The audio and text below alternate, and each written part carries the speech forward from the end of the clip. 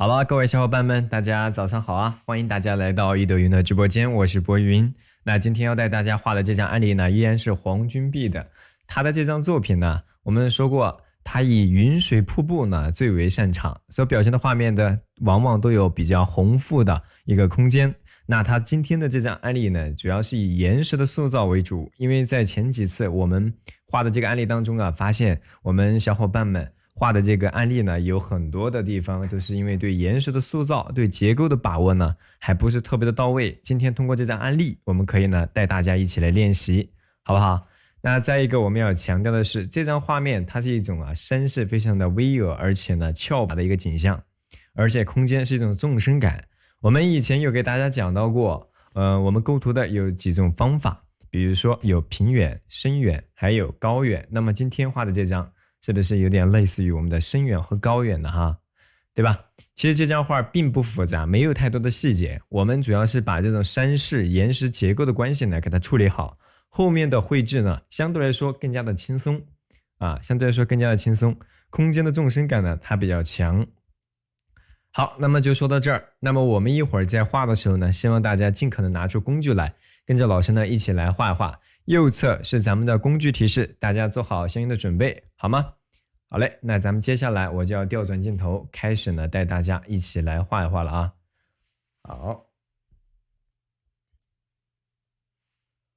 好的，各位小伙伴，能看到我的双手吗？能看到我的双手的，来敲2个数字5，好不好？也让我看到你们的双手啊！接下来我们就要开始带大家动手画了。工具材料大家准备好了吗？工具材料也就是用我们的这个尖毫毛笔，这个中号的或者小号的，对不对？这个是尖毫的小号，我们用来勾勒岩石或皴擦。然后我们呢再用一支这个狼毫小号，是吧？勾勒岩石和皴擦都是可以的，用这2支笔。然后我们再一个就是画这种尤其是我们画这个画面顶部这种墨块啊，我们也会用到这种尖毫，主要是以这种大的墨块去揉搓，是吧？去勾勒，去给它画这种墨块的感觉。那么以这种羊毫，我们以羊毫来进行这个晕染墨色和染这个颜色啊，来统筹和过渡啊，这个应该能理解对吧？好，咱们就说到这儿。其他的笔呢，我们就先不说了，一会儿用到的时候呢，再给大家细讲啊，然后我们先拿出的是这个狼毫的这个小号，大家可以看到对吧？用这个尖毫的小号啊，大家可以尝试着跟我一起来啊，尖毫的小号，然后稍微的我们把它在笔洗里边浸湿之后啊。再稍微的刮一刮，多余的水分刮掉啊，然后笔尖就可以蘸取浓墨，笔尖蘸取咱们浓重的墨色，我们来开始进行调和啊。好，我们把它调和出来，调和的就是相对来讲，不要像这个胶墨这么的浓重，让它淡一些，是吧？多加点水刮一刮，对吧？好，我们在碟子里边完成的这个内容啊，就是说要进行这个层次的一个区分，由浓到淡的去给它进行一个过渡。我们太浓呢就加水调和，太淡呢就加墨跟它调，好不好？就这么简单。然后我们根据我们所画的画面的需要，我们来调和我们所需要的这个墨色层次。首先我们先带大家来确定好物体的位置啊。我们很明显在画的时候是由近及远，从左下角是吧？从左侧再到右侧啊，由近及远这种方式呢去推着来。那么在画之前，我们依然是要进行这个定点，是吧？因为在我们左侧的这个案例图当中，是不是给大家已经进行了横竖十字线的这个参考啊？好，把这个十字线交叉的这个点，也就是画面的中心点，给它确定出来啊，这个点确定出来之后，我们就能更好的去参考物体的位置，同时呢，也分割了这个纸张上的空间。我们在造型和把握位置上呢，就能更加的准确啊。你要是自己把握不准，你可以拿个尺子啊来量一下，也是可以的哈，给自己一些参考线。但是通过我们这种方式的比较和观察呢，逐步给自己形成一种相对准确的这种视觉的判断能力，那就更好了。好，这个中心点确定了之后，我们在画这个底部岩石的时候呢，再通过底部我们来给它确定它的位置哈。从中心点是吧，画面的一半往下，底部再找一半我们确定大概这个点在这儿大致确定就好。然后再从这个点从上往下大约画3个手指左右，你手指就是说粗一点是吧，细一点都不影响，我们只找一个大体的位置这就是它最高的点。当然这个最高的点大约位于整个画面左侧，竖着中心线到左侧边缘一半的位置一半的位置。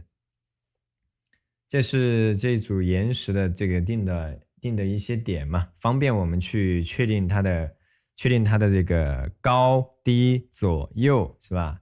好，然后这个岩石它是环抱一层一层的一层一层的。那么我们在画的时候就要注意到这种环抱的结构。那通过这种环抱的结构，让我们的小伙伴更清楚的知道它到底是怎么去塑造的，是吧？有了这样的一些这个造型的这种方式或者特点的方式，我们去给它塑造的话，可以更加的直观，是吧？或者说我们在塑造的笔触更加的扎实，好吗？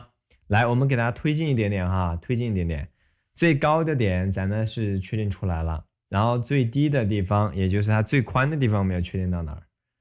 最宽的地方就是这一块整的岩石，它是一个左上右下的倾斜的点，大约位于整个纸张竖着的中心点往右一指左右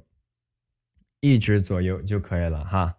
然后从底部往上数，在右侧从纸张底部往上数大约3指，你可以画个小的，这个画多大你自己拿捏就行，是吧？小一点也不影响然后再往右，大概再往刚刚定的这个点就是竖着中心点往右边数，大约3个手指或者4个手指就确定好了。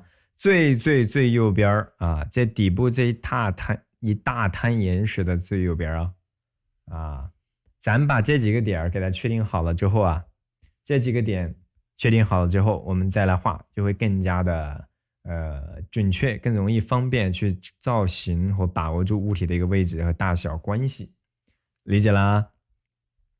好，我们呢稍微的用比较浓重的墨色给它勾勒这个轮廓是吧？勾皴擦点染，第一步就是勾勒它的造型嘛好，来，我们刚开始前面勾勒的这个岩石呢，它还是比较浓重的还比较浓重的。来，我们推进点儿，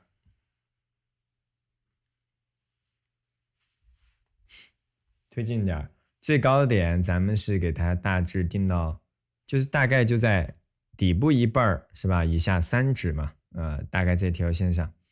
然后我们在画的时候，呢，我们把最前方这块小的岩石给它画出来，或者说最突出的这个岩石造型，最高的点再往下，大约2指吧，大约这是我们定的最高的点对吧？往下2指。好，最入笔的地方在哪儿入呢？就竖着中线到整个纸张左侧的边缘一半，大约就一半，好吗？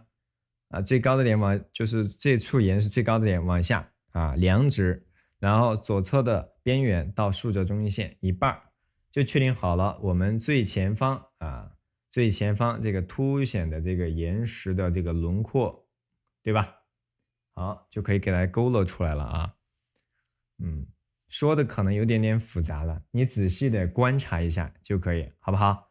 然后呢，再从上往下把这个几字形的造型给它勾勒出来。在勾勒的时候，小伙伴们注意到，你看我们的线条，它并不是一个完整的一个固定的一个轮廓，而是要兼顾到它们之间的这种什么，遮挡或者说线条的这种叠加，是吧？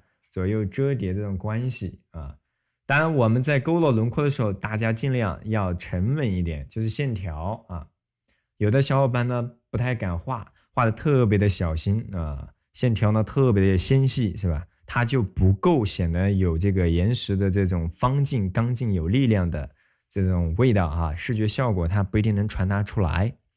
还有一个就是我们今天的岩石造型，用这种方折的线，方折的线呢，它会更加的突出，就转折的地方嘛更方一点。为什么？因为这个岩石它本来整个造型就比较我们说雄健峭拔，所以需要在用线的时候呢，就要体现出它的一定的气质，好不好？好，再从上往下，再从上往下。然后再从左侧往上走，是吧？啊，那么在它前方，我们呢再给它稍微的交叠一层啊，交叠一层的这个岩石的结构线啊，岩石的结构线。好，接到纸张的底部啊，接到纸张底部，看线条之间是不是啊？结构之间呢，它有前后的这种折叠关系，有宽有窄啊，有宽有窄。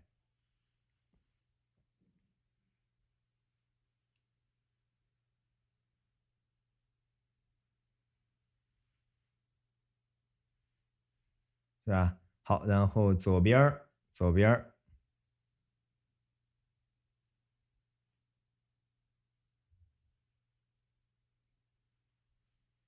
左边儿，我们呢也可以适当的给它添加一点结构啊，添加结构线，就是在丰富。什么是结构线？也就是这种大的轮廓里边的这种造型，小的形态。然后在这种形态上方，我们还会给它添加一些，比如说横向的、纵向的，对吧？或者不那么明显的一些笔触，体现这种岩石凹凸的一些纹理，对不对？好，给它画出来。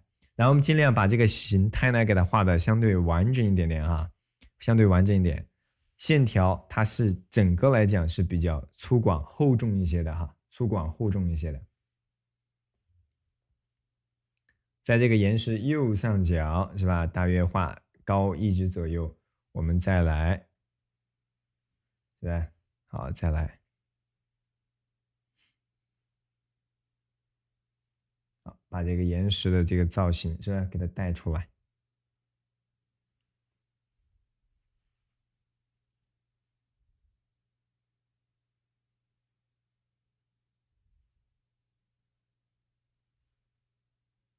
好，然后我们给它带到这里。OK，带出来之后，然后把这个底部也给它衔接的比较完整啊。当然画这块的时候还没有到竖着中心线啊，内部的小的结构呢，你可以跟我画的不太一样啊，和安利也可以画的就是有一些不一样，都没有关系，因为毕竟这个内部的造型，你可以相对的放松一点，对吧？你可以根据你的这个自己画面的需要去进行。我们的这种轮廓线或者结构线，它并不会完全平行，方向大体一致，但是会有一定的角度的区别，线条的波折的变化，对不对？好，当然组合出来最后是有宽有窄，有繁密有比较疏朗的地方，这种节奏你保持好了是吧？哎，保持好了，它都是可以的，都是可以的啊，好不好？好，咱们就把这个岩石给它画出来了啊。好嘞，画出来的可以敲个数字1，好不好？接下来我们又要进行下一步了，继续往后面去给大家刻画。刻画的时候，我们要注意到的是它的这种，依然是要照顾到它们之间的这种叠加啊，叠加的这种秩序，叠加的秩序。好，在这个岩石的左侧，岩石的这个左侧吧，是吧？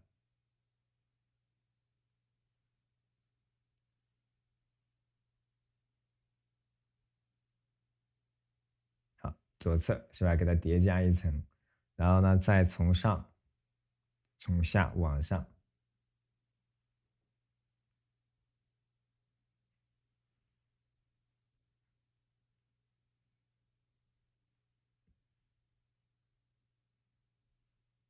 好，然后呢，我们再来，是吧？给它后面再加一些是吧？有大的混整的，也有一些细碎的小的石块。再从后边我们呢再来给它画一层啊，再来给它画一层，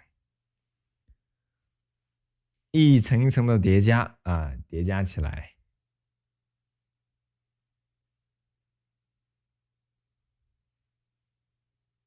好，我们要开始啊，逐步呢就要给它画到这个底部去了，把这个结构线画到差不多越过咱们数字的中心线的位置哈。好，在这岩石的下方是吧？它有一些小的造型呢，我们都可以给它添加一点儿。这块儿它其实塑造的很少，主要都是把轮廓勾勒出来就行啊，把轮廓勾勒出来就行。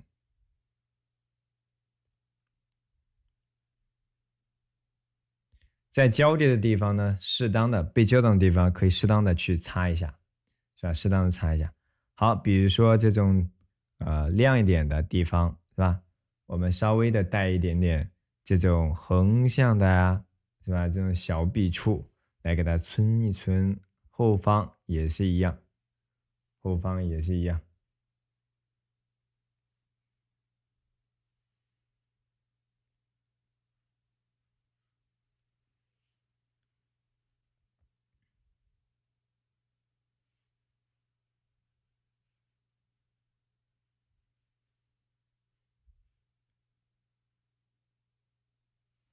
好，然后咱呢再来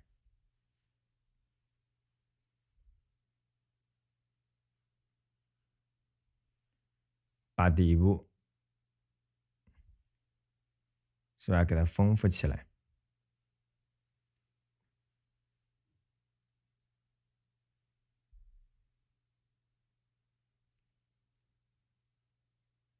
是吧？底部在擦的时候，其实尖寸在擦的，不经意的是吧，带上一些这种笔痕，让这个岩石就看起来厚重就差不多了。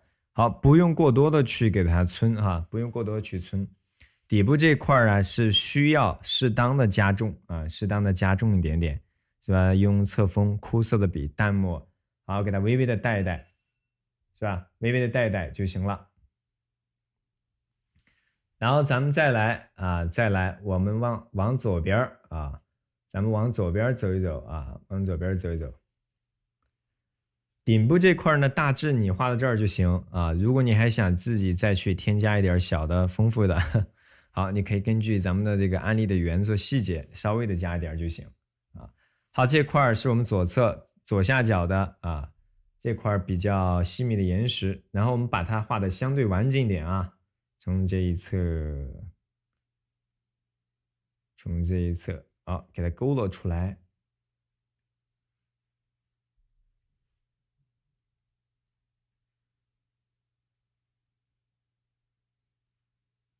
好，然后再从下方啊，再从下方，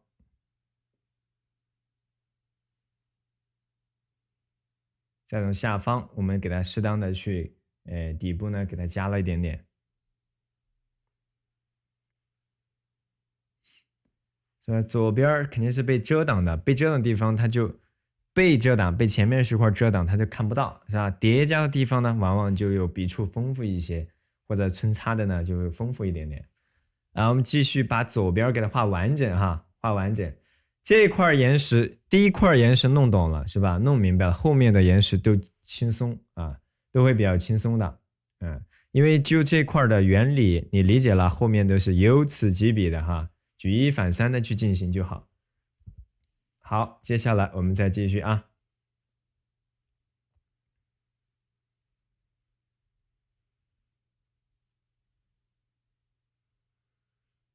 好，然后我们用一点点这个侧锋去给它适当的去擦一下啊，去擦一下就好。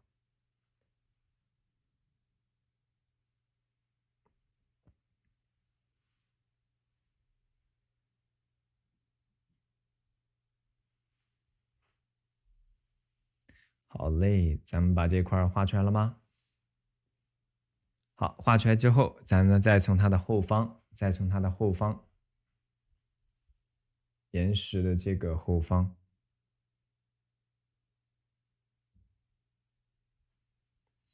好，叠加一块儿，是吧？是大小高矮的都有了，整体呈现一个梯形啊，呈现一个梯形啊，大家跟上了吧？好，在画这一块的时候呢，是比较容易上手啊，线条你只要做到沉稳，适当的有一定的浓淡的这个区分就可以了啊。一般来讲，我们皴的墨色都要比我们的轮廓线呢要相对的淡一点啊，相对的淡一点啊。好，咱就说到这儿，然后在这个右下角，我们要添加一点细碎的小的石块，这个石块呢，并不会特别的特别的明显，但是我们呢还是要带一带的啊。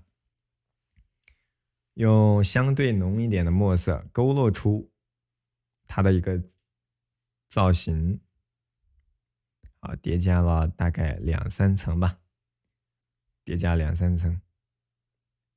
好，底部微微的皴一皴，是吧？就可以了。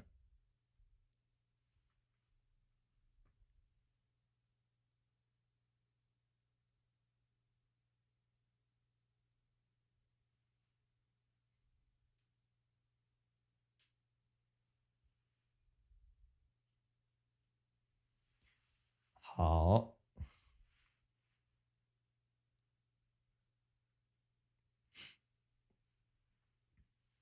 左侧的边缘你也可以用淡墨自己的去扫上一点点哈，扫上一点点就行，不用过多的浓墨重彩，因为这块主要是以颜色的方式来体现，所以我们现在基本上都是以这个咱们的轮廓勾勒就可以了。然后等它干一点，我们在上面呢适当的点上一些苔点啊，适当的点上一些苔点，在这个岩石的这种边角。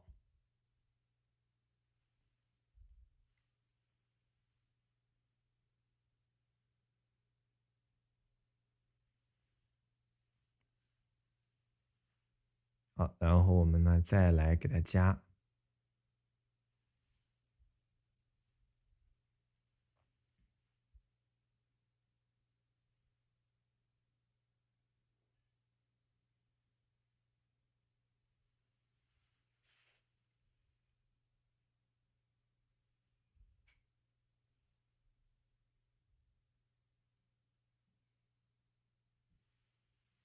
好，给它点到这儿，然后底部我们稍微的点上一些小的苔点啊，在转折位置上啊，你可以不点的特别多，不要点的特别多，这个本来也不是特别的繁复，要点过了就不太好哈。好了，这是我们画面的最左下角，最左下角。然后我们在画的时候哈，再往后面画的时候，大家可以闭着眼睛看一看哪儿的墨色最浓重，是不是就这块岩石的后方？对不对？一个是它是在山的底部，再一个呢，它是在远处，需要用它去衬托左右两岸的这种空间感，对不对？要有浓淡的关系变化嘛，对吧？好，咱们继续。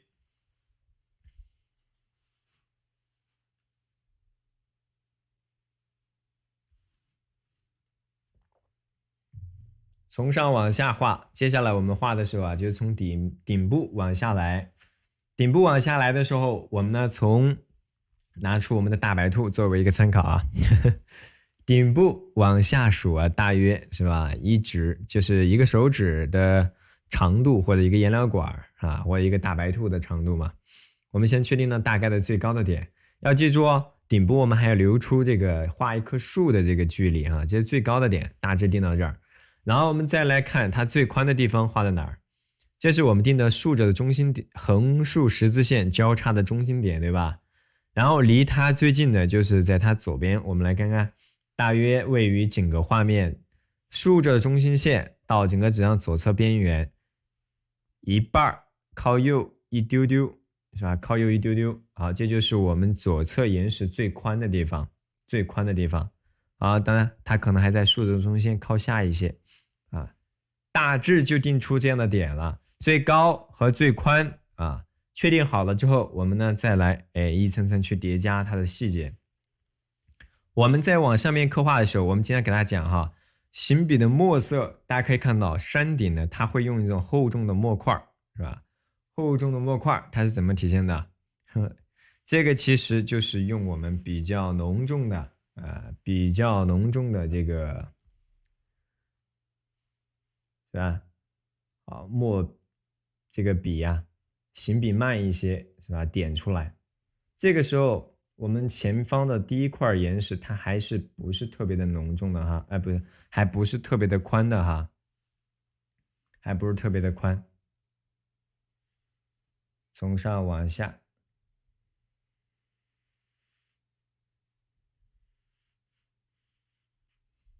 从顶部是吧？从顶部往下，有长短有一定的曲直是吧？2到3指这么一个宽度嘛，这是最前方，最前方。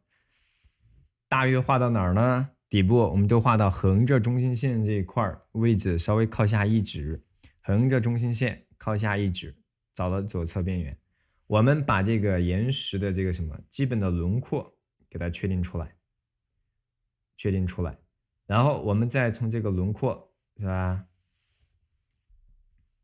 交叠的关系上给它带出来，交叠的关系上给它带出来，它在前方，然后我们再来往后边走的时候，把这个轮廓线给它交叠的靠前一点。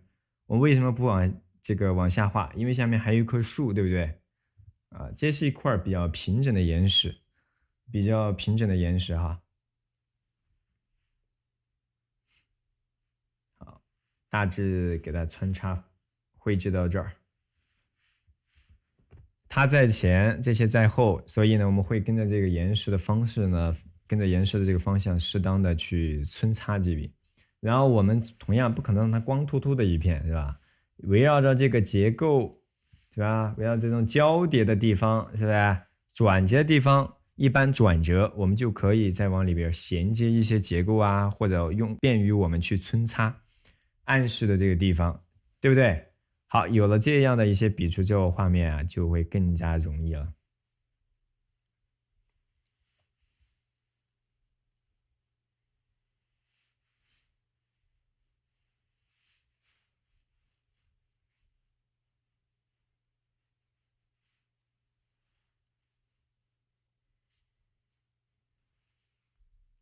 好，顶部是吧？适当的去给它皴擦一下，我们稍微的加点点水，加点点水，把笔呢稍微的这个浸湿，吸一吸啊，吸一吸，然后从上往下是吧？我们呢稍微的给它交叠一些淡一点的结构线下来。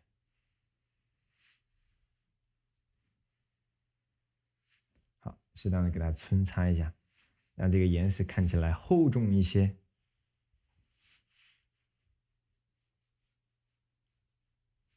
可以有一些角度啊，上的一些区分，角度上的区分。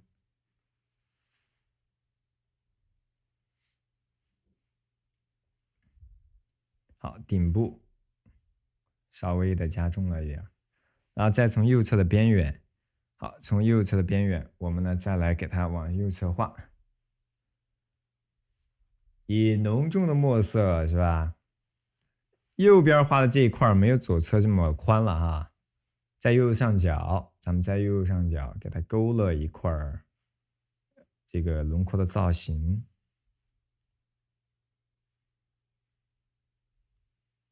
好，勾勒出来是吧？中间是吧？你还可以间隔一些，你可以尝试着先把，比如说把这个外在大的轮廓我们勾勒的相对完整，然后呢再去加内部的。好，轮廓线它是比较浓重的哈，是吧？比较浓重的。然后接下来我们再往下走。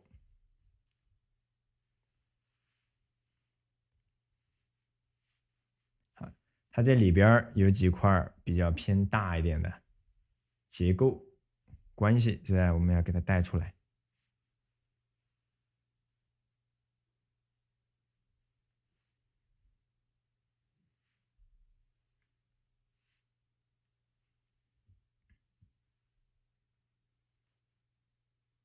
这里呢加出来之后，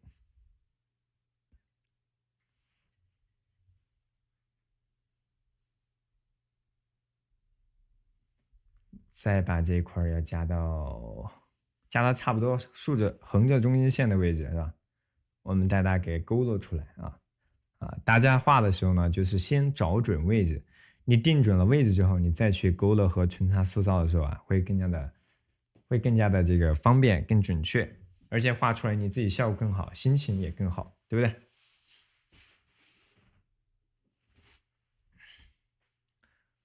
好，然后咱呢再把这个底部给它衔接下来，是吧？往下走，当然往边缘走的时候，它的轮廓啊是比较突出的。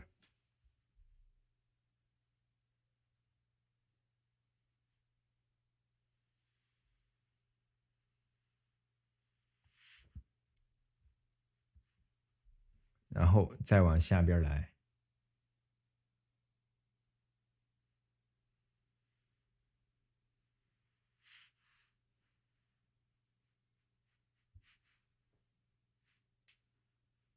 啊，从上往下，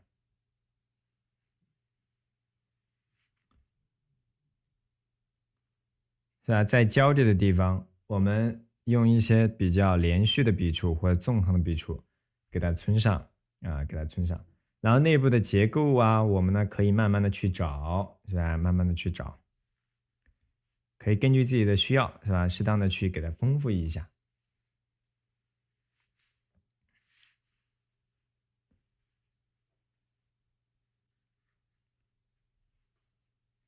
画到我们差不多横着中心线的这个位置，我们就要慢一点儿。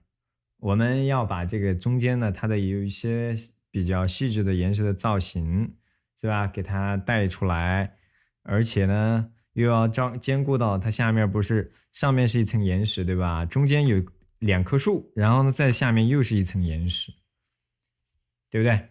我们要把这些细节啊看到了。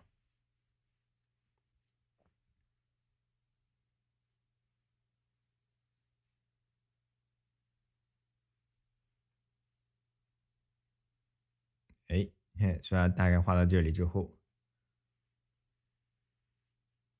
啊，这是最宽的地方啊，往下面走，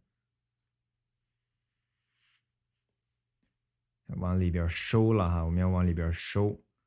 它下方呢是比较窄的，下方是比较窄的，是吧？下边我们还不着急画，顶部这一块我们要给它先处理的相对完整，相对完整，是不是都是在前后交的地方？而且顶部这块啊，上方啊，它还是偏浓重的墨色哟，啊，偏浓重的墨色，我们给它添加出来，添加出来。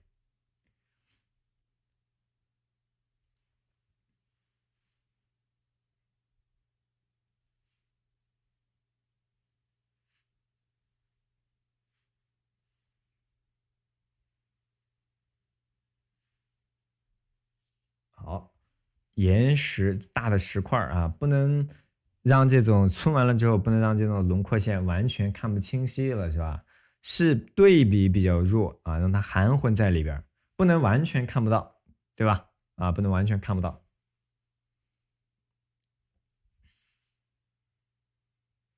再从上往下，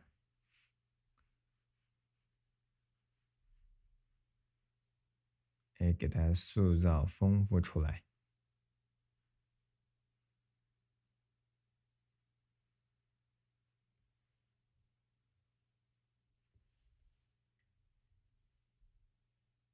到这个我们这块呢，先加到这儿哈，先加到这里，因为中间这个水流不对，中间这个树啊，我们没有画出来，然后呢，中间是要留出一定的间隔的距离来的啊，不完全给它画的衔接死了。其实，在这个树的周边，它都用了大量的浓重的墨色去衬托，是不是？用浓重的墨色去衬托。我们现在需要做的是把下面的这个树的岩石的造型呢。带大家画完啊，给它画出来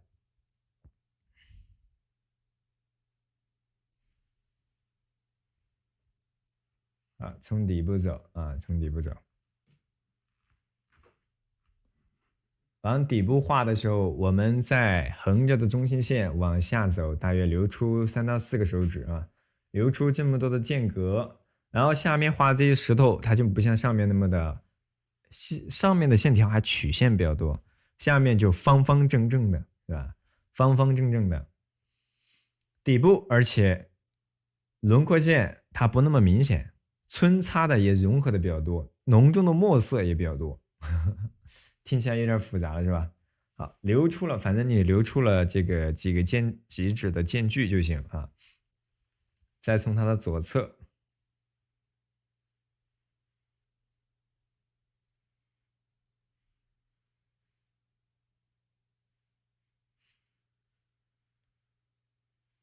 好，我们把这块岩石大概画出来啊，这是第一块，然后从它下方间隔一块，在右侧，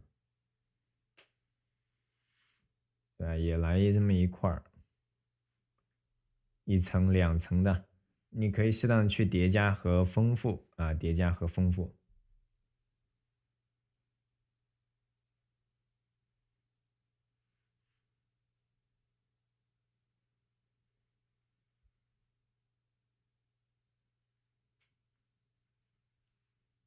好，然后接下来咱再往上面走的时候，哈，用淡墨的方式，把下面的结构给它点勾勒，点的呢更加的完整一点点。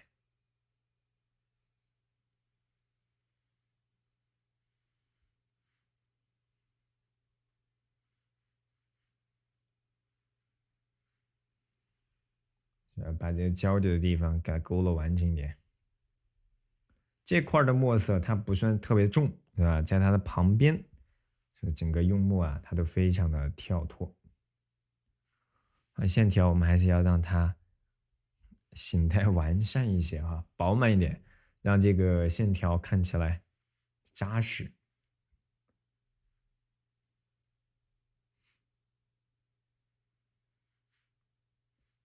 到我们的这个石头的上方。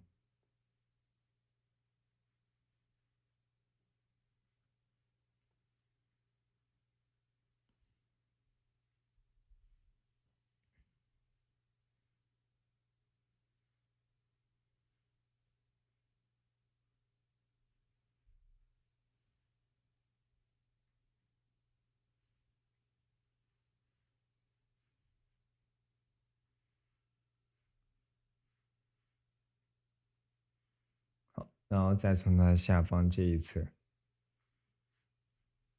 是吧？给它叠加的一层层的，就从差不多接到这个石头最高的点，好，那么右侧这个边缘的墨色它就更浓重了，是吧？我们可以用更重的墨去把它含混啊，或者去衬托对比出来啊，用重一点的墨啊。好，这块儿，但边缘不用画的特别的实，或者直接是墨块的感觉，有一定的笔触感，笔触感给它带出来。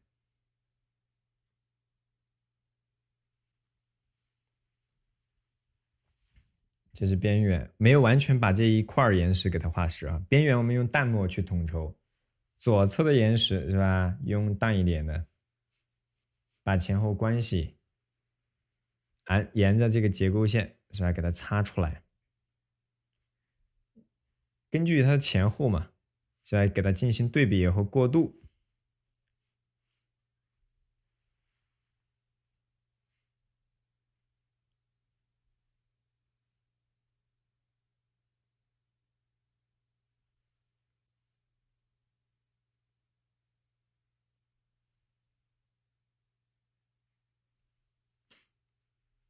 然后底部我们给大家再来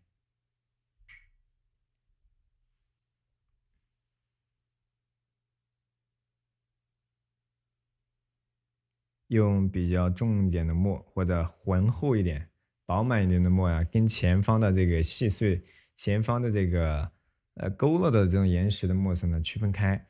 这一块的墨色都要基本上是皴擦到这个淡墨当中，或者说相对饱满一点的墨色当中，要和前面呢保持一定的明显的区分啊，不能都是白的，是吧？我们之前说过，这块的对比突出，很突出。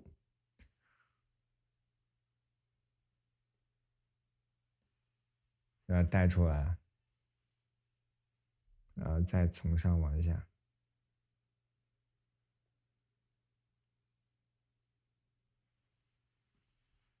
推远推远，大家看看整体的一个效果哈，整体的一个效果。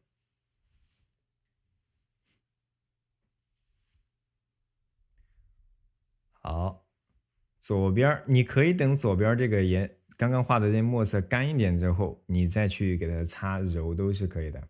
擦揉这块就先留成白，为什么先留成白？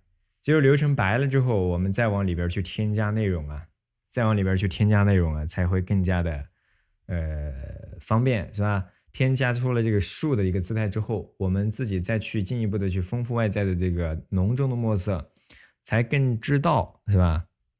因为那个树它叶片是要着色的，是吧？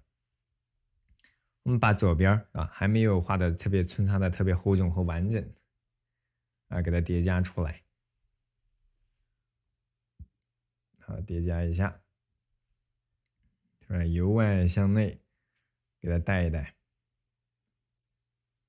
好，带出来之后，这上面它不会有特别的多的留白啊，而且都是基本上以淡墨的方式去统筹前后的关系，你只要能区分开，是吧？基本上都是用淡墨统一起来啊。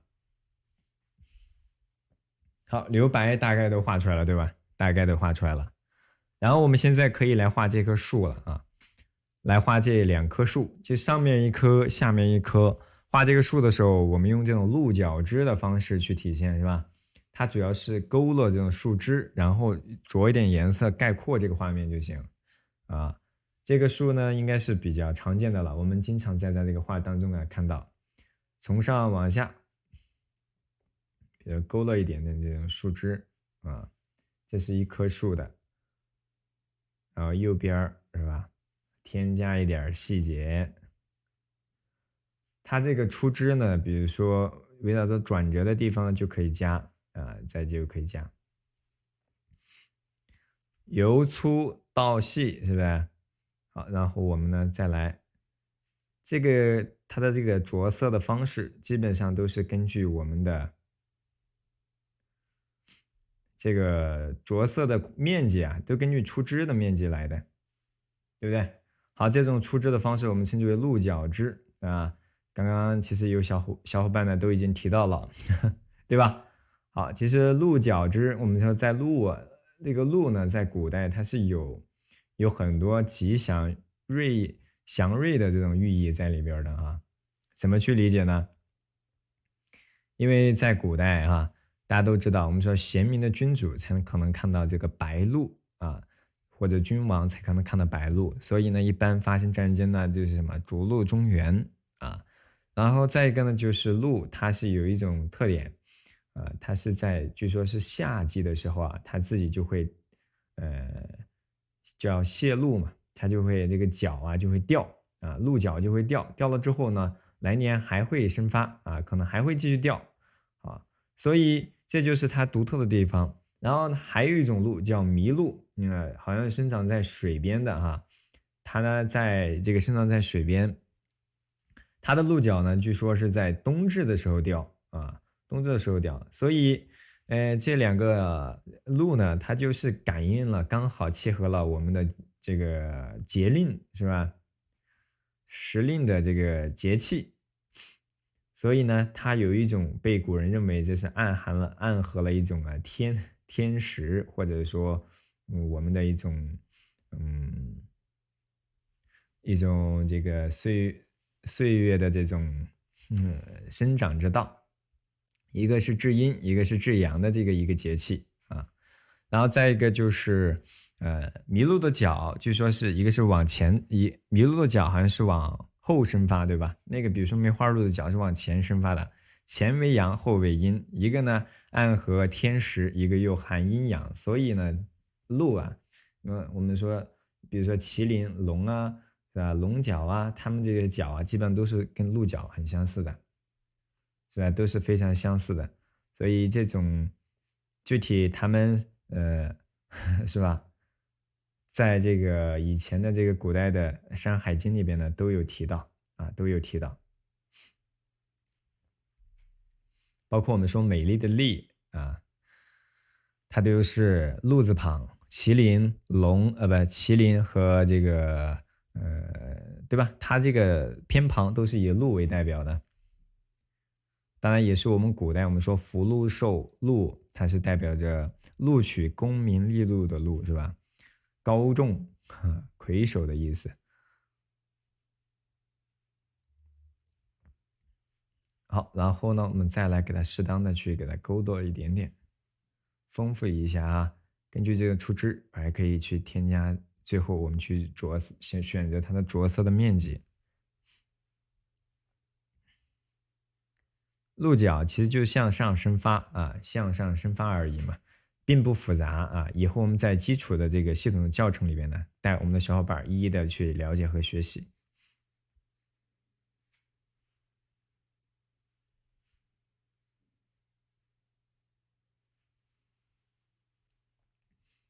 来，我们推远啊，推远。好，我们就画到这里啊，然后再从它的边角吧，边角这一块呢，适当的去给它擦一擦。它因为这块面积不可能完完全全的都会着色，我们呢要适当的去给它皴擦染一染，丰富一下，丰富一下。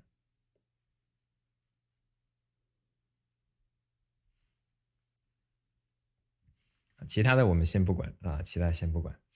来，我们稍微推圆啊，看看整体的一个视觉效果，整体的一个视觉效果，小伙伴们画出来没有？好，如果画出来了啊，可以敲个数字1。好，我们继续啊，继续把这个底部顶部吧，就是一张适当的交叠的地方啊，你可以再给它过渡或者说对比强调的自然一点啊，点上一些胎点。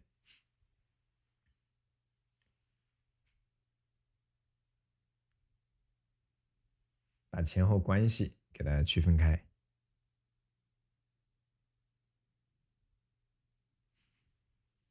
好，给它区分开啊，然后走了。好，就把这块画完。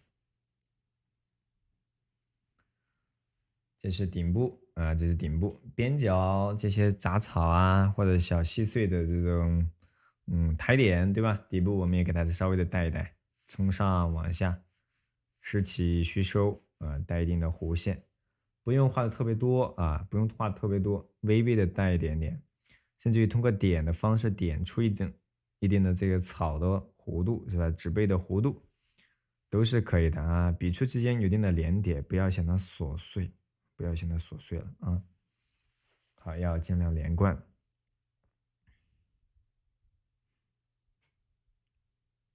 好，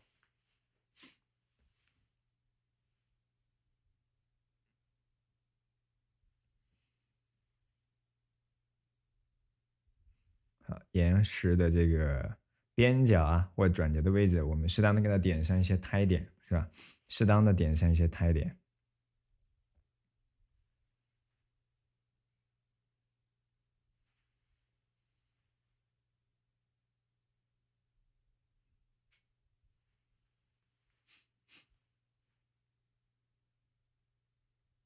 好，需要一些重墨啊，回头还要加很多的重墨。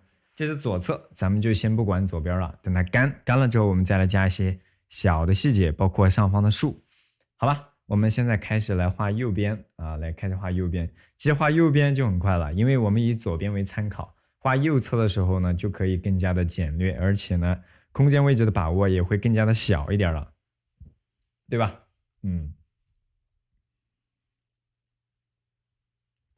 这块大家跟的怎么样了？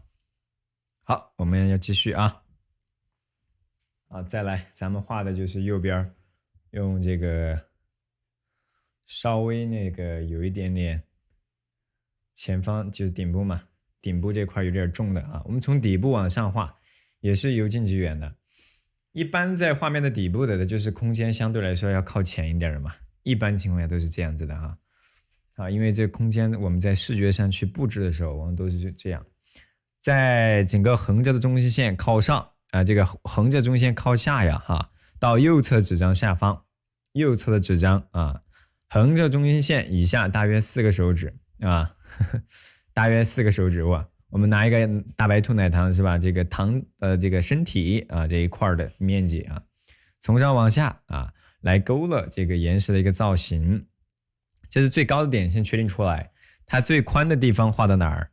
最宽的地方它不会超过竖着的中心线，对不对？大约画到跟下方的这个岩石啊，跟咱们这个下边最底部吧，就是我们画到这块的这个转折这个底部，是不是？就这个转折底部大约比它高3个手指左右，中间没有完全接上哈，还保持了大概2指左右的距离。保持的是一个梯形，当然这个梯形呢，它是有这个什么分成了大的2层的一个造型的一个结构啊，可以用相对浓重一点的墨色，我们去勾勒它啊，相对浓重的墨色去勾勒它。当然也可以不用超过这个墨色哈，相对的就是比较着来啊，比较着来就行。好，糖呢我们放到一边了啊，放到一边，我们继续。好，从上往下啊，从上往下。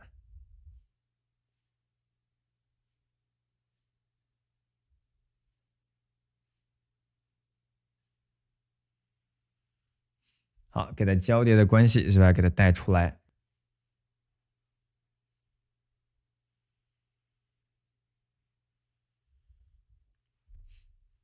是吧？好，把这种交叠的这种感觉，一层层的叠加，线条的这种长短曲直，是不是？啊，这画出来了。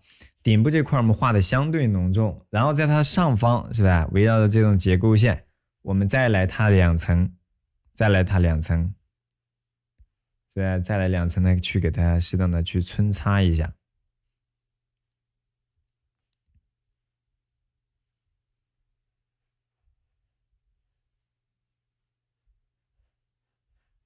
好，然后我们在它的这种边角，适当的去皴，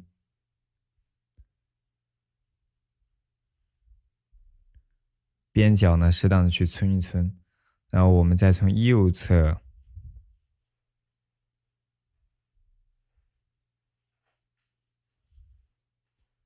右侧是吧？就它的亮部的地方嘛。上方呢，我们呢给它塑造了一些小的细节，但墨色很淡，当然也是比较枯涩的哈。行笔呢是比较稳健，不要过于纤细。当然，它们之间呢也不能显得琐碎，我们都要给它过渡好，同时也要统筹好，衔接过渡自然了，画面呢它就看起来更加的和谐。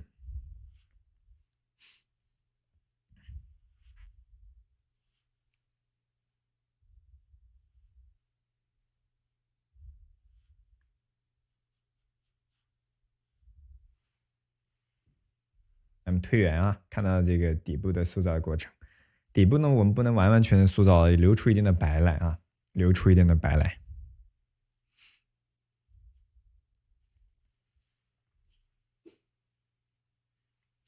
好，画到这儿，然后左边我们再来给它叠加一些，一层，再叠加一层啊。叠加一层的时候，大家看到了没？在这块岩石的后方，我们再来画这块岩石的时候，它们中间的这个墨色呢，一个大的墨块是吧？来衬托它们前后，也是来呼应左侧的这个浓重的墨色的啊。好，用比较重的墨色，用比较重的墨色，从它的边角从它的后方给它勾勒出来。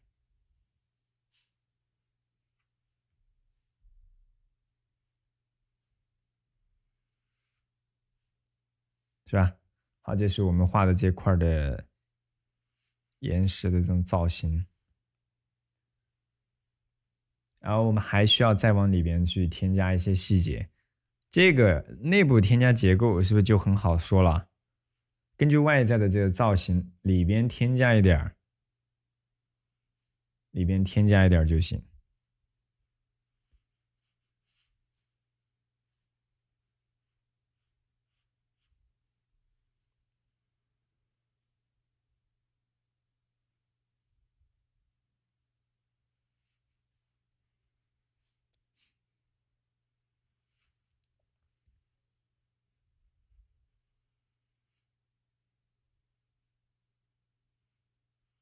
好，然后我们再从上往下拾起、虚收，然后我们把边角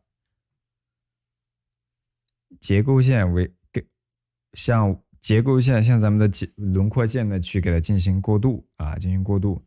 但是连续的这种笔触呢，可能相对多一些啊，相对多一些。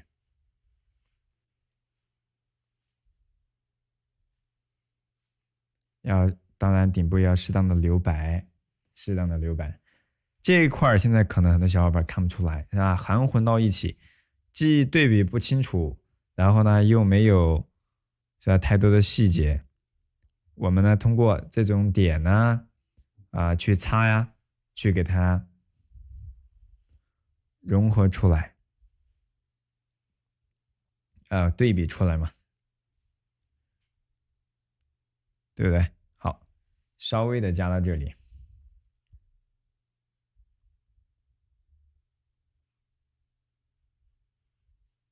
稍微的加到这儿，然后再往下边走。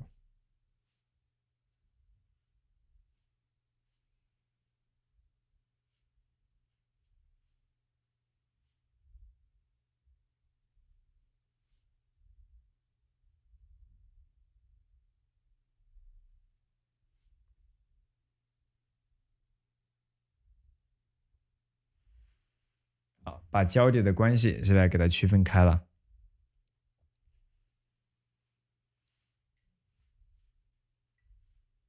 交叠关系区分开，里边的留白的这个小白点点，我们回过头来可以把它给再点上去啊，再点上去。然后我们用比较浓重的这种胎点，或者说适当对比明确一点的胎点，是吧？在这种转折的地方，是吧？稍微的加一加，不能想到琐碎哈，它尽可能是围绕着结构线或者村过的这种位置上去叠加。让这个岩石看起来既浑整刚浑，对吧？然后上面呢又有一些松动的笔点，让这画看起来相对的厚重丰富一些。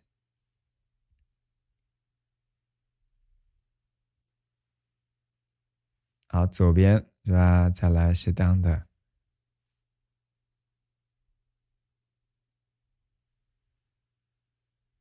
添加一点儿。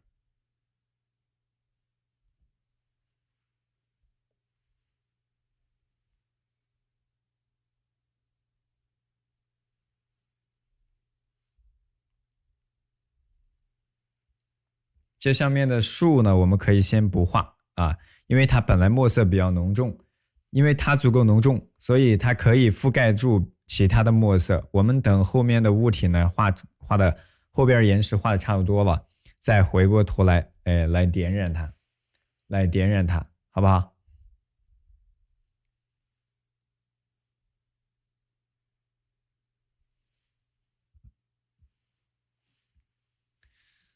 好嘞，然后我们用稍微淡一点的墨色，哈，从上往下去给它皴擦一遍，底部先不要给它完全的衔接上了啊，不要完全衔接上，为啥？因为我们后面是要虚接云雾的，云雾一会儿我们呢画完，最后我们统一的来处理就可以了，画面，好吧？来，我们往上走啊。往上面走，怎么去画呢？上方还有一个斜坡，是吧？还有一个斜坡，它的你看，这是横着中心线，我们定过来，然后在横着中心线以上一点的距离，对不对？大概也是一个小大白兔，一个它的这个身体的一个长度啊，堂体的长度。从上往下，我们把这这个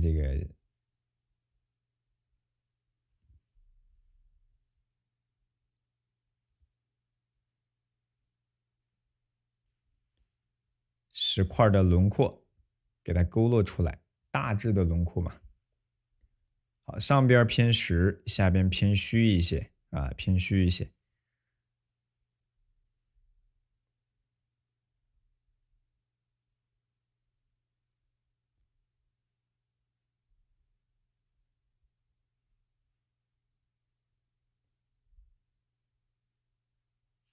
好，所以也是在中间，我们呢添加了一些这种穿插的关系哈，穿插关系。中间这块墨色比较重，我们可以先加到这儿，后面皴的时候还要适当的强调抬点，对吧？好，这是我们右侧这一块哈，大致画到这里之后，底部给它衔接，对吧？好，给它擦一擦，稍微有一点点轮廓的形儿，不能让它完全含混到一起，而且呢，没有这种笔触，就显得不太好了就不太好了，好吧？好嘞，这是我们这块的石头，这块石头画完，我们呢再来添加咱们的这个松树，对吧？这一簇松树就是可以的。我们得把后面那一块一块加上，后面那一块加上啊。从上往下，从上往下。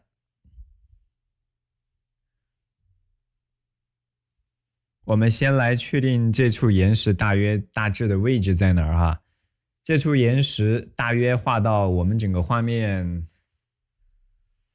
上方嘛，就是我们说画面顶部的，就是横着中心线往顶部走一半的高度，大概定到这儿。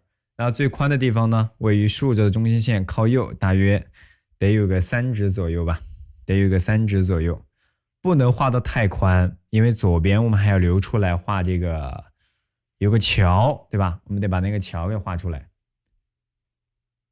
从上往下，再把这个轮廓线再给它带出来，然后再从边角，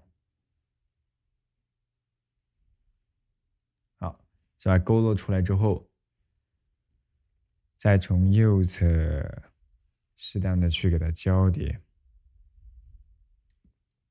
好，这比如说是一个侧面，就像那个台阶，正面和侧面，是吧？底部它又交叠了一些，对，又交叠了一些小的结构，尤其在转折的地方，可以给它擦的呢更加的明确点点，从上往下，从上往下，是不是都可以适当的带，但不要让它比平行，稍微有些角度的倾斜或者波折这个画就可以了。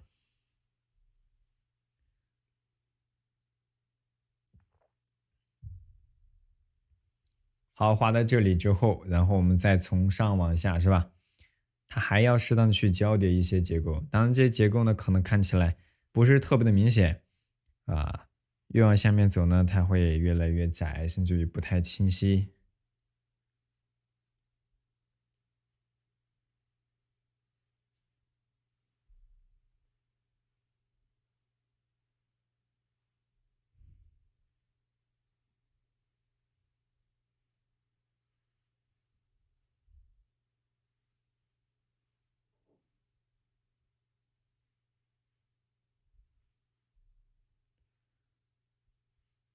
两块岩石为了区分开它们之间的一个联系，所以在交叠的地方呢，会适当的去强调和加重墨色，加重咱们的墨色。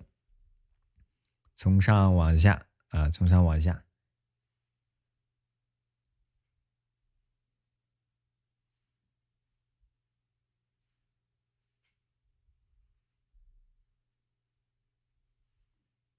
从上往下，适当的去交叠丰富一点那种小的石块。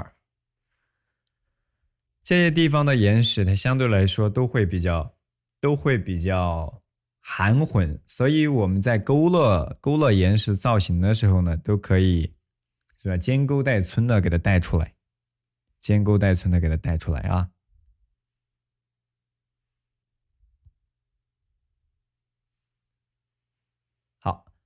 暗部这块儿该统筹是吧？适当的去给它丰富统筹的地方，我们先给它把区分的关系是吧？对比上下的对比，我们给它带出来。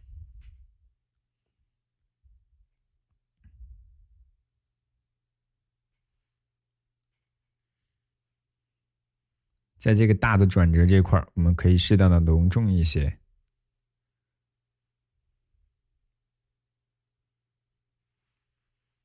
适当隆重一些啊。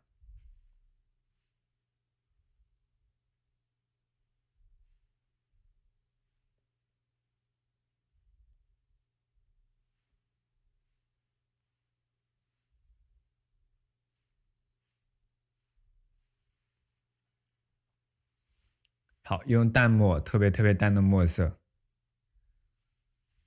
然后我们把这个岩石适当的给它染一染啊，暗部染一染，让我们皴过的这种枯涩的笔，是不是它也能够润一点在这里边？不能让这个暗部，虽然我们枯笔用的多，但不能让它显得毛躁，对吧？我们是要让它看起来用笔的线条的或者墨色的表现力呢更丰富啊。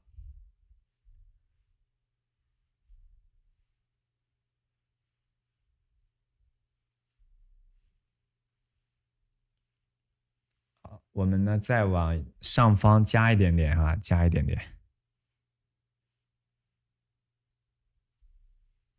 所以有一个平坡或者是陡峭的斜坡，是吧？岩石棱角分明的这种感觉，台阶一阶一阶的这种感觉，是吧？好，大致就给它画到这儿了。但你可以把这种轮廓线啊或者结构线啊给这个旁边衔接一下。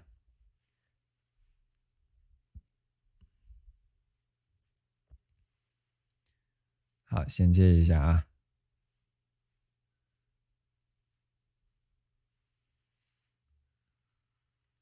中间你看间隔还有这么宽的距离，我们把它的旁边的这个岩石勾勒出来之后，这个岩石是左上右下倾斜的啊，这个呢是右上左下，后边呢又是右上左下，其实是这样交叠的变换，然后画面看起来好又丰富，然后呢又很统一，是吧？然后我们接下来再来给它用淡一点的墨色，淡一点的墨色，淡但不是代表说水分特别大，就是你自己在用墨的时候要控制好水分，要控制好水分，好不好？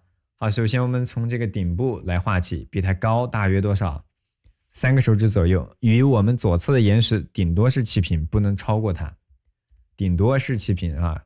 我们还可以比它矮一点都行。好，从这一侧我们给它勾勒出来。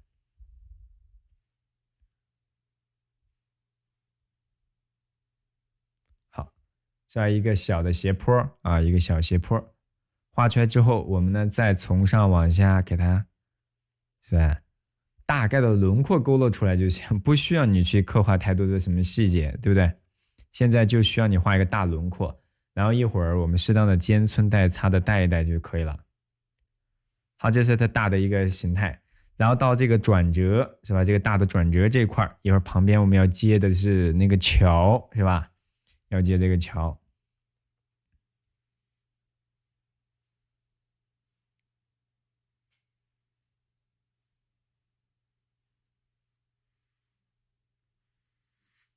好，从上往下。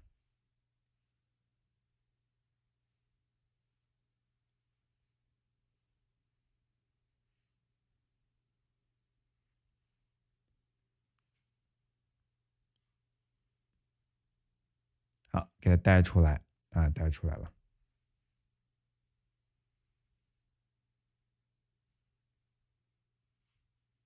带出一些就是岩石的棱角嘛，就左遮右挡，你怎么看你这个遮挡的关系合适，是吧？咱就怎么进行都行。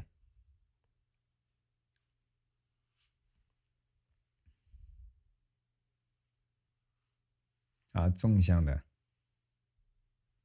然后再从它的左边是吧？我们要间搭着，间搭着再来勾勒一些小的细节，没有超过，没有完全超过咱们竖着中心线哦，没有完全超过。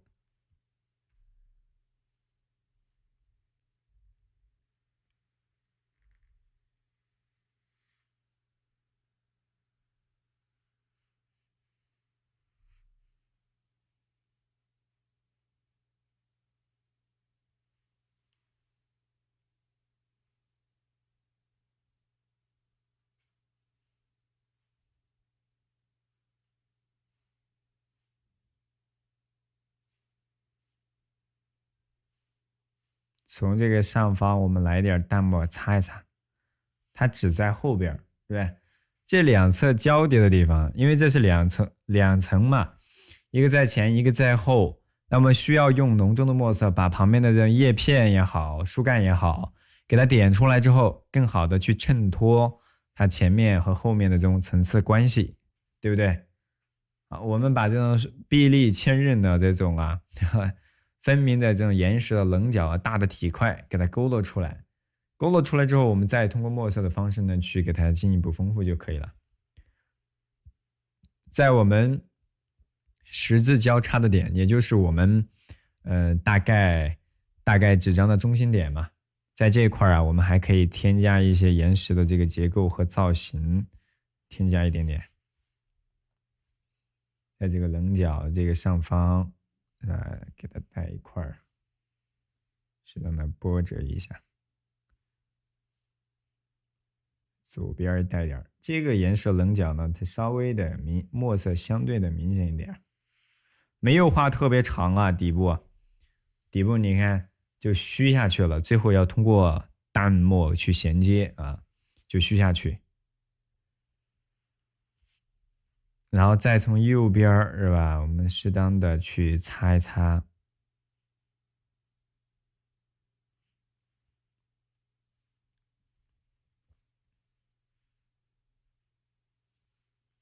然后我们给它开始勾勒出来，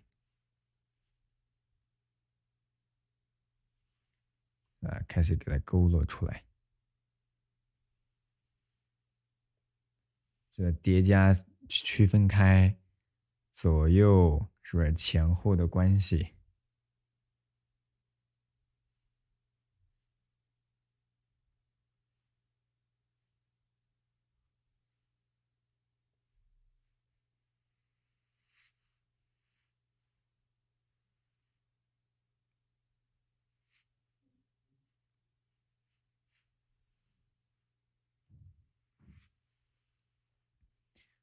好，棱角区分开了啊，但上面的树啊细节咱都还没有开始画的呢，对不对？好，顶部这些区分都需要等它干，等它干了之后才行。然后我们可以用一点淡墨，是吧？把这个大概的轮廓啊、造型外在的轮廓给它适当的，是吧？擦一擦，丰富一下。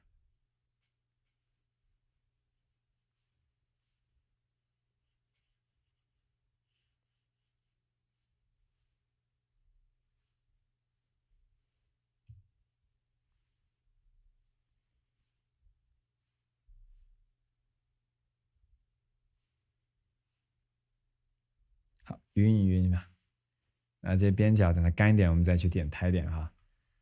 现在这块我们可以先开始来画这个树了啊，可以先画这个树，树画完了之后，我们再画桥，然后去点这些茂密的树丛啊。大家跟的怎么样啦？跟上了吗？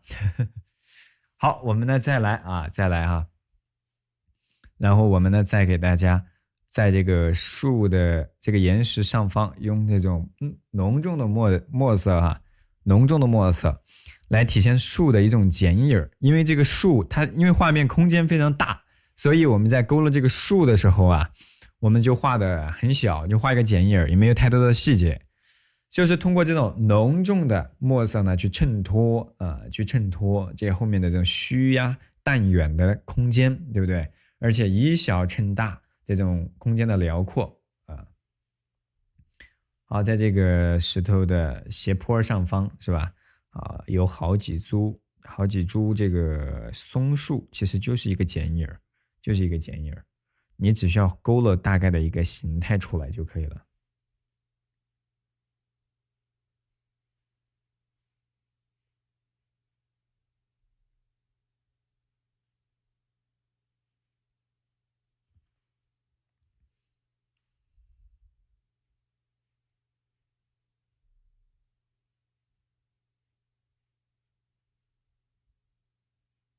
好，把这个树干呢给它带到这儿，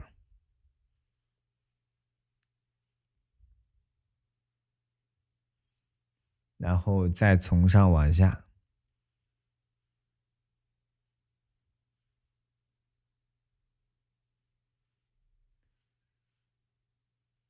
适当的去交叠出来。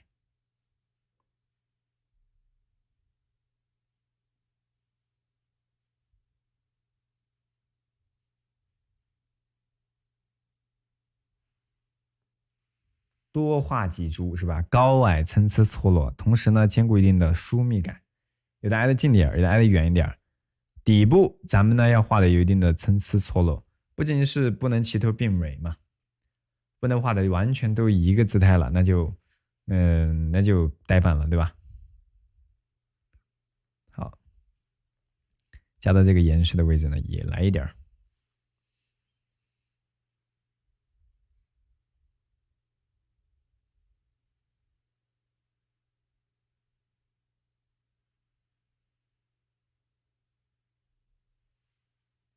好，给它加到这里。好，然后上方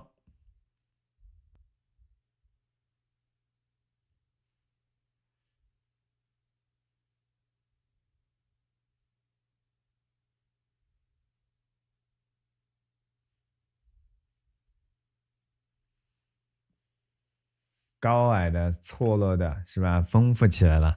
然后在这一侧呢，我们适当的是多加一颗。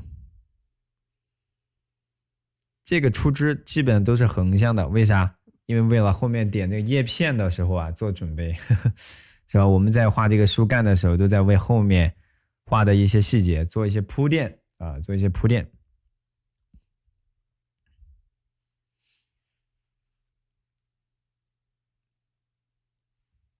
好，再往左边走的时候，我们呢可以出一个小树枝，然后上面会添加一些叶片之类的。你不加这个树干，你往上面去添加叶片都是行，看起来至少形象，看起来形象就可以了哈。嗯，好，这是我们对这个底部这块的处理。当然，在最下方，我们还需要画一棵这个墨色呢没有那么的明显的树。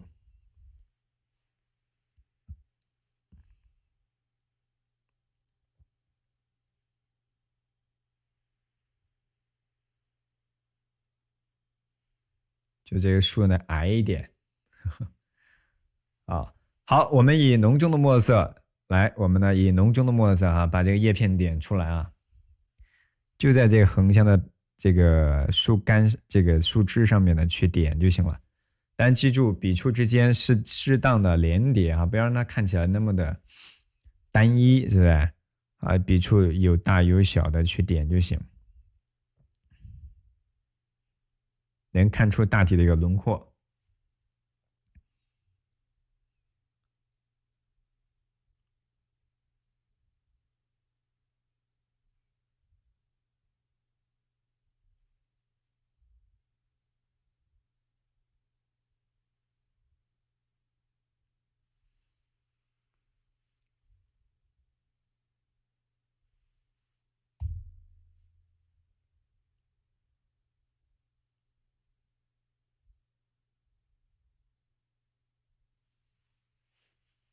好嘞。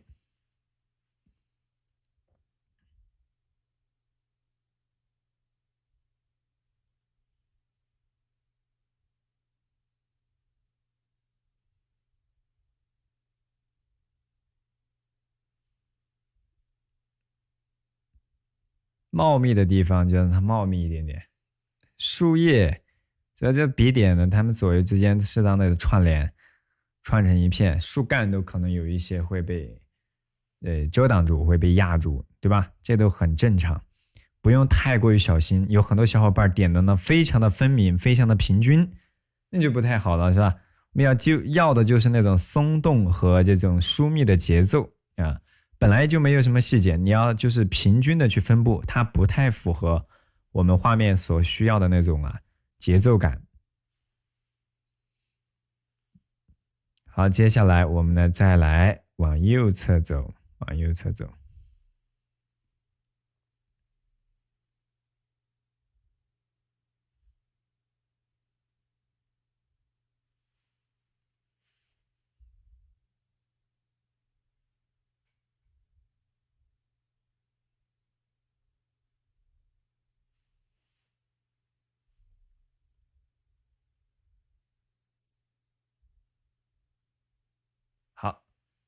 给它放到这里啊，放到这儿。然后我们稍微来点芥子点，在这个边角。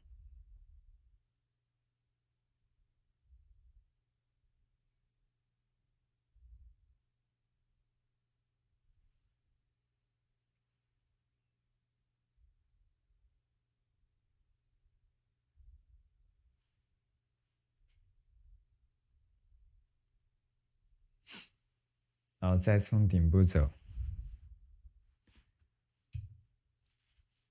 把这个树叶是吧，也给它把整个树的姿态嘛，看起来像一个它外在的轮廓形嘛，就是这个剪影或者所说的姿态，看起来像那么一回事儿，像那么一棵树啊就可以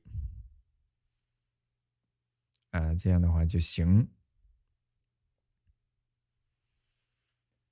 它底部这儿呢有一些小的细节，你可以横向的通过这种笔点的方式是吧，去给它概括。通过笔点的方式去给它概括啊，画面丰富起来了。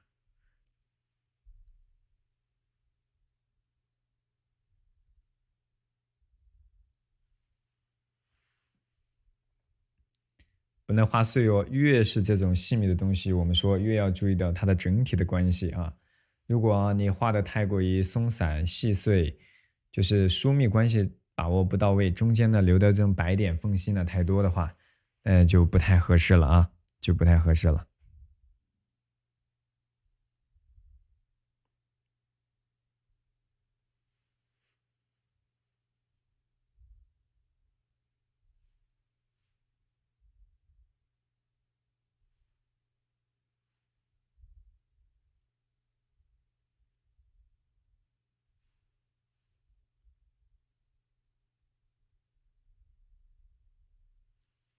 这儿该加重，适当的重一点点。好，适当重一点点。好，有一些看到整体之后，觉得我们刚刚点完之后还有一点稀疏，是吧？我们还可以点一点，最后再用淡墨去染。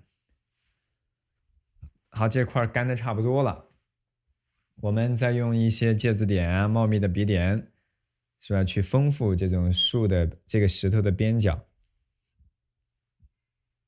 推进，大家可以看看整体哈，看看整体，看看细节，把这个山头，就山的岩石的边角，适当的去点一点。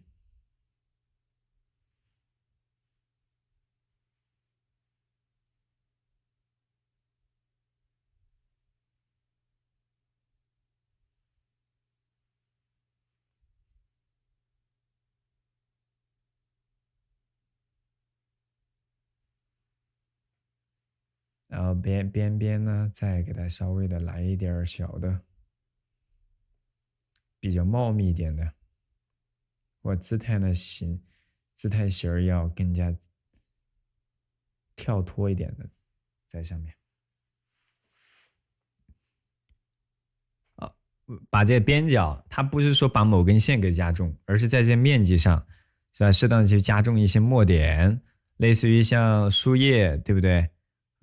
然后一些杂草在这个中间，是吧？去丰富这一块儿，同时也是为了拉开前后的这种墨色的区分啊，空间的层次啊，包括这个边角，是吧？我们都还可以点上勾勒一些小的咱们的这种杂草。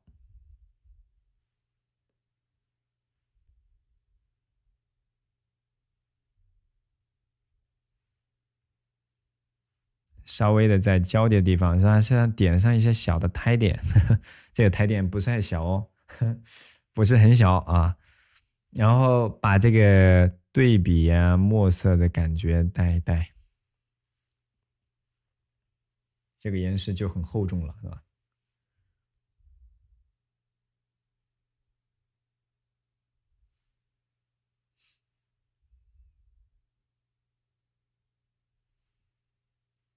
啊，在这个底部，是吧？我们也可以的点上一些。好，从上往下，我们给它稍微的加上一点儿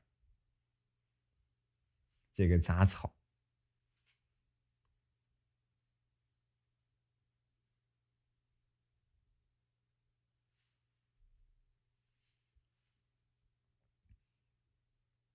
如果你对这个杂草把控起来不太熟悉，你就少画一点儿，多了反而破坏咱们的画面。好，岩石的边角稍微有些地方破了开一点点，点上一些点。要是完全都显示出来，就是完全把这个抬点露出来呢，有可能会太过于跳脱，对不对？来推远一点。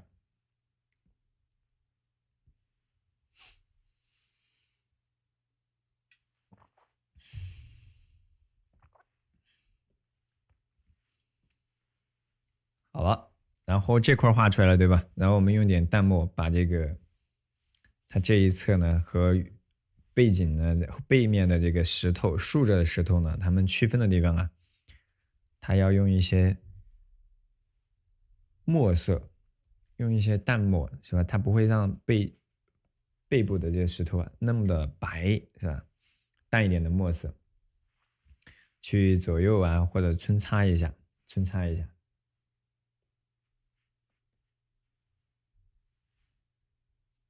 从上往下，然后底部从下往上，是吧？给它适当的去把这些树叶儿，和这些树枝、树干等等，你看暗一点的地方，用淡墨染一染之后，它更加的平整啊，既有对比，而且呢又更加的和谐，让之前画过的笔触的一些小的白点，是吧？留白的白点都能够隐约下去，隐约下去。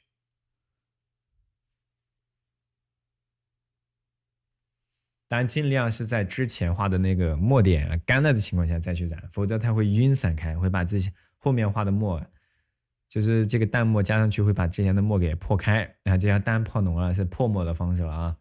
我们画的呢，尽量是简单点尽量简单点好，之前这岩石我们画的非常的苍劲，对不对？好，画到现在呢，我们可以根据它原作，是吧？再来用一点点淡墨给它衔接，把这个顶部这一块儿。都是不让它那么飞白那么的多，是吧？咋咋呼呼的。当然，你最后着完颜色之后呢，它也看得不太出来。我们在这个画墨色的时候呢，你可以选择这样去先去处理一下，你也可以选择不这样去染，是吧？最后用颜色统筹之后，它也会更加的那个统一嘛。好，这是我们画的这一块儿。画的这一块边角在这个横着中心线，差不多横着中心线这个位置，对不对？然后咱呢还需要在它左侧，你看两块左右两侧岩石中间间隔的位置啊，咱要给它画出来，给它画出来。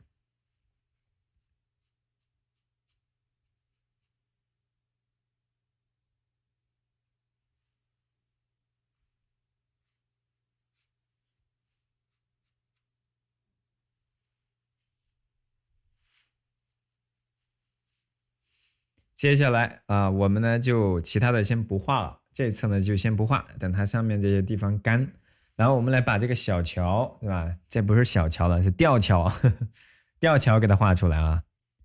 这块添加点小的细节，把这个吊桥，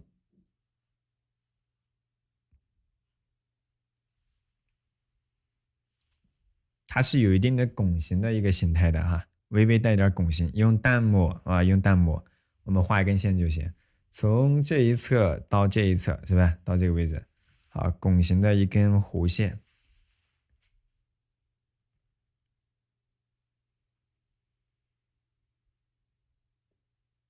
好，是吧？稍微拱形一点点，画的比较粗，然后其实它本来是里边还有一些小细节，我们等它干一点之后再去处理。然后上方我们那个吊的那个索道，对吧？我们也需要用线呢去给它勾勒出来。这是从上拱，那个呢就是从下凹下去，凹下去，是不是？凹下去两根线。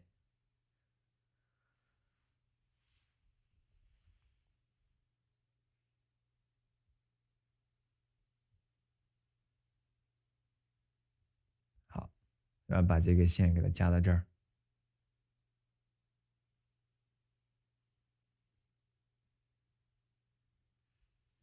好，这是我们那个吊桥，然后再从上往下从上往下是吧？垂钓的一些线条，这个桥它是要向上下拽着，不要每一笔都特别清晰，是吧？或者每一笔都完全要画到底部特别实，不需要啊，不需要的。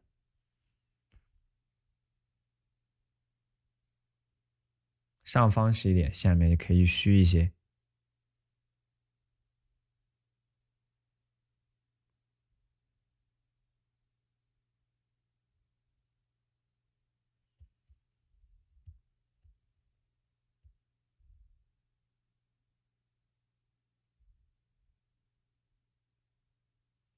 好，从上往下，我们给它带出来。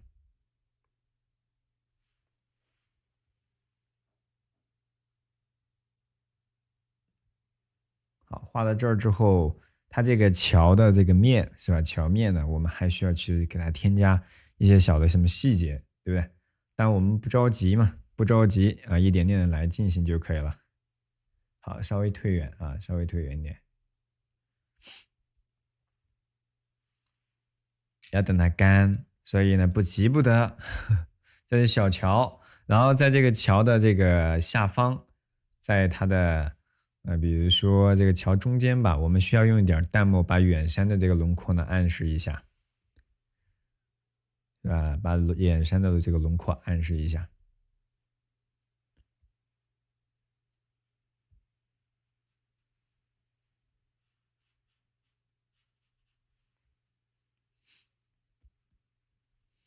好，然后我们在上方也要给它适当的丰富出来，是吧？远山山顶嘛，要记住两头是留白的，它是要留出这个云雾的啊，留出云雾的。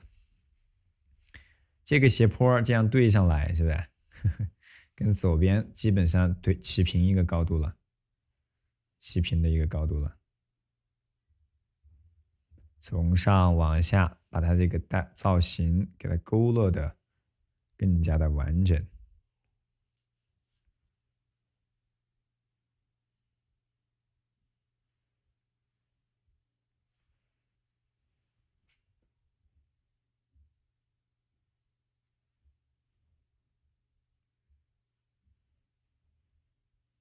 好，主要给它带一带。这是远处的这种空蒙的山石的造型。你看远山，它的造型都依然是使用的比较方的啊，使用的比较方硬的岩石的轮廓去勾勒的。大家可以跟着我呢，尝试一起来把这个远山的轮廓用淡淡的墨色给它染出来，用一点淡墨，是吧？用特别特别淡的墨色，从上往下。这个时候画的时候，你看我们就要开始把云雾带出来了啊。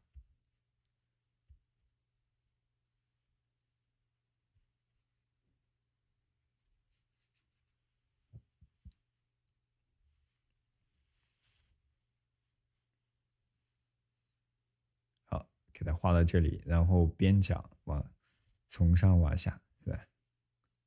适当的扦擦一下。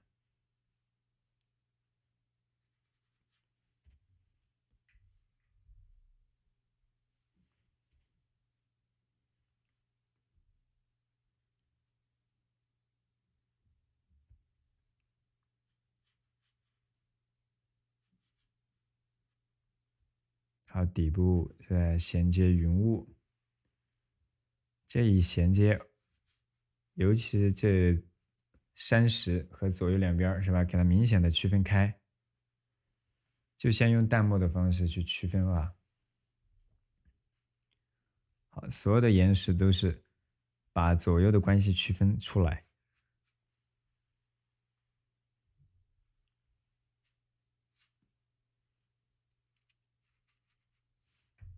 用淡淡的墨色。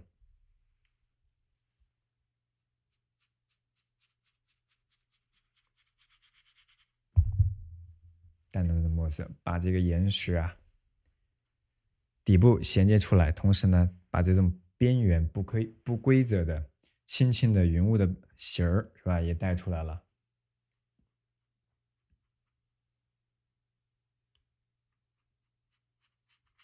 好，底部它是不是要衔接好我们的云雾？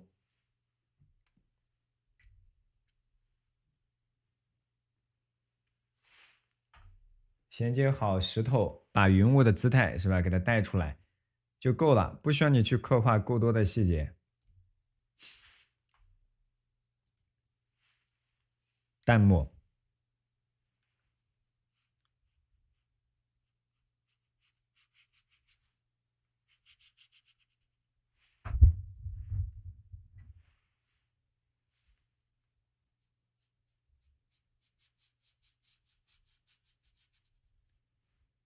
远山底部的岩石啊，都要用它这个带出来。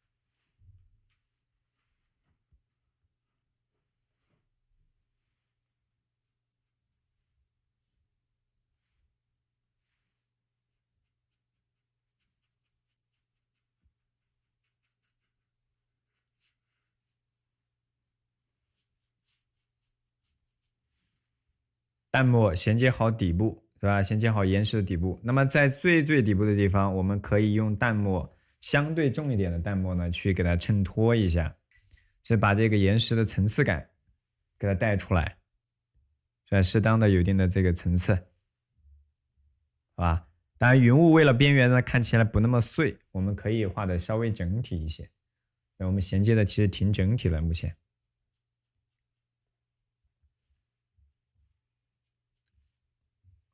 好，小伙伴们，大家画出来没有？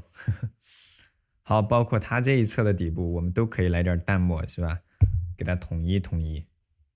啊，云烟浩渺，是吧？山高谷深，以这种云雾为伴的山中的景致啊，左右两侧都要给它带一带出来，尤其是底部这一块儿，尤其是底部这一块儿。该加重的啊，底部该加重的地方，我们就要适当的去给它添加这个重墨了。一个是点台，是吧？适当的点台。再一个呢，我们要把这个底部皴擦浓重啊，皴擦浓重，留白减少，留白减少。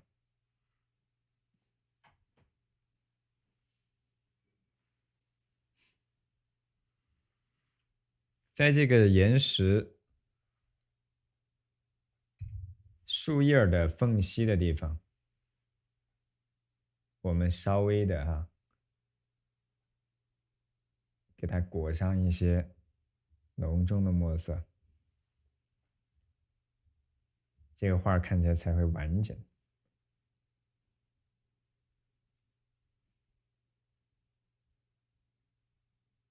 是吧？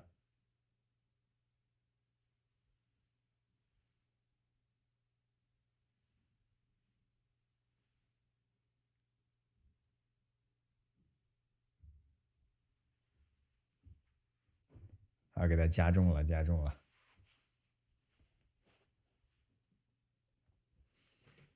等它干一干，然后接下来我们再来统一的画一画顶部，包括右侧还要画很多的叶片呢，对吧？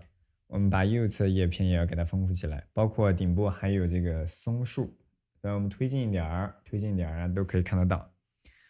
把这个松树的造型画出来，这上方的松树跟下边是一样的，就什么？就画一个树干，然后呢添加点树枝就可以了。好，从上往下。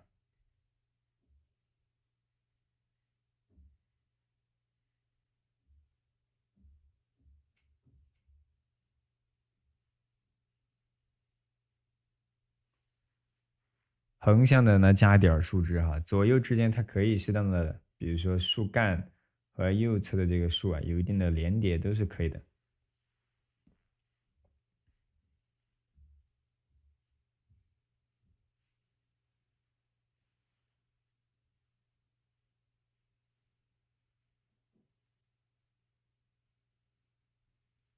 然后再从它的边角。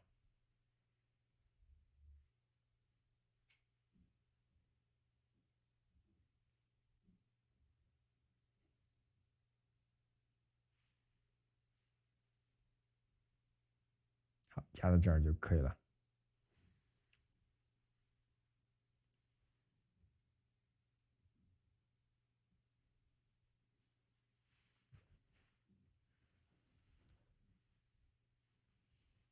在这个石头的上方，我们再来点上茂密的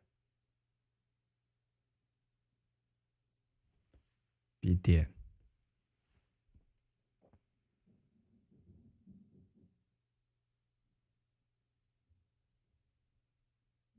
好，茂密的叶片就出来了。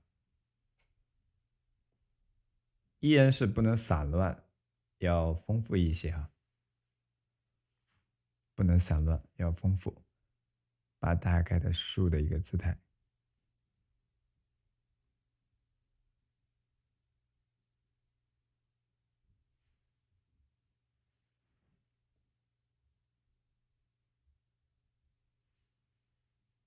好，给它加到这儿，边角是吧？你可以适当的选择，比如说来一点杂草，是吧？好，你可以根据自己的选择来丰富，微微的来一点哈，来多了就不太合适。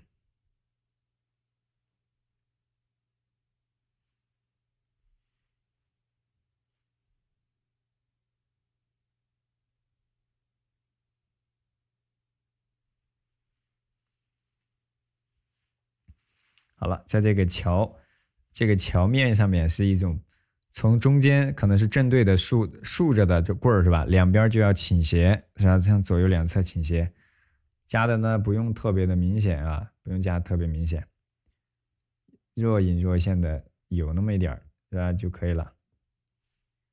桥面儿呢，它的线条我们稍微画的浓一点点，因为笔里的墨啊刚好。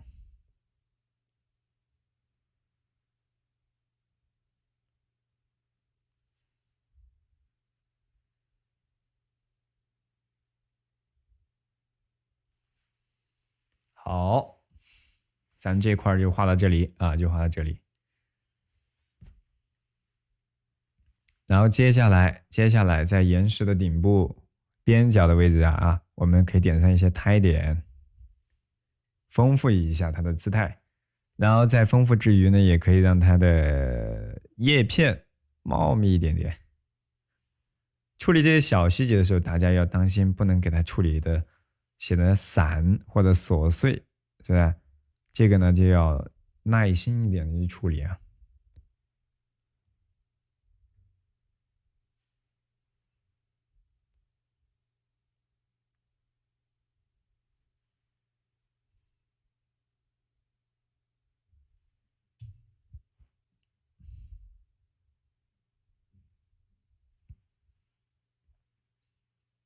然后我们来一点淡墨啊，来点淡一点的墨色，把这个岩石上方点上一些适当的去胎点，在岩石顶部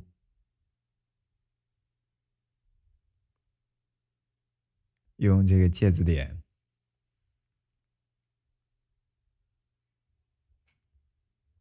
丰富出来。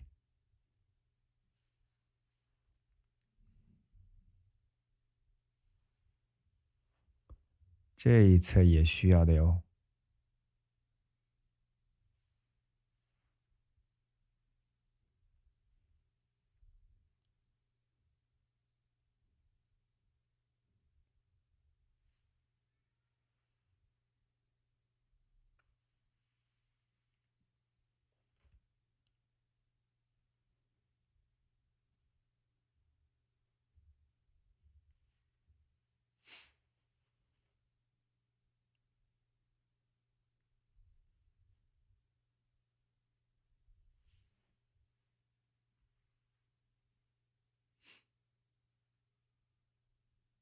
这上面其实一会儿还要去丰富，但是有点没有干，我们呢就把右侧先给它加了。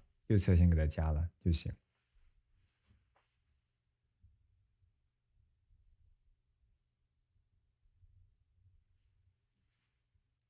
好，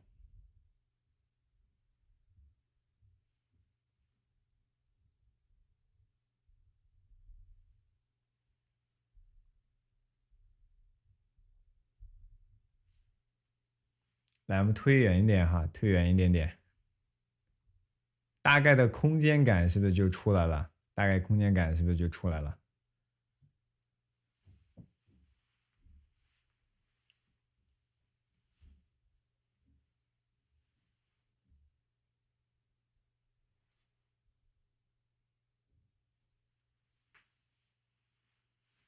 好，空间是不是基本就出来了？我们把一些，比如说，需要加重的地方继续微微的加重一点，然后我们开始给它染色，就可以开始给它染色了。小伙伴们，啊，这个呢就是我们用墨色表现的这张案例的一个情况，我们把它调换过镜头来，转过来，大家呢可以看一下啊，可以看一下。好，推进点镜头。好，大家可以把这个画的时候呢稍微慢一点啊，水分控制好，然后呢再进一步的往里边去给它刻画都可以的。这样的话会显得它既出效果又不容易出现失误，对不对？好，接好了吧？那么现在我们呢就调换过来啊，调换过来，然后开始大家染。染色呢其实比较简略，对不对？它的染色的方式无非就是赭石，然后呢稍微的用了一点花青、藤黄等等。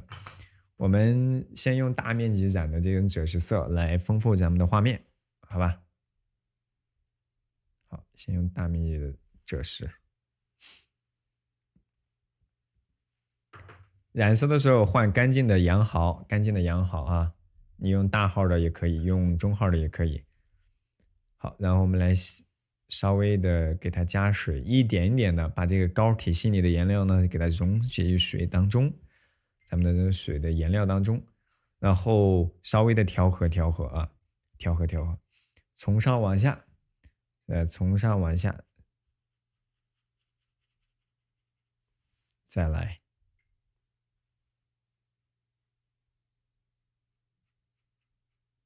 底部记住哦，我们即便是染赭石的地方，底部都要留出一定的白，知道为什么吗？知道，因为我们需要用一些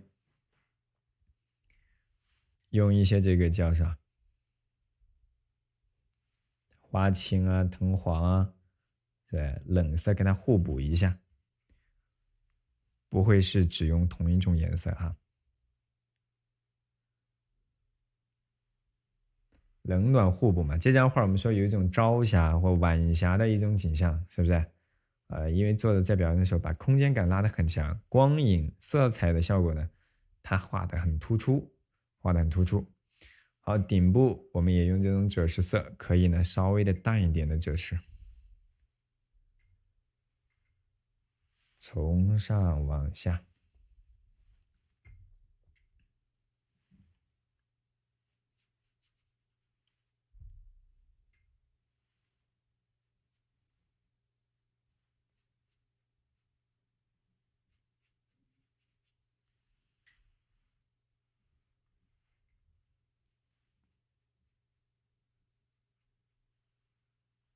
好，我们把这个岩石给它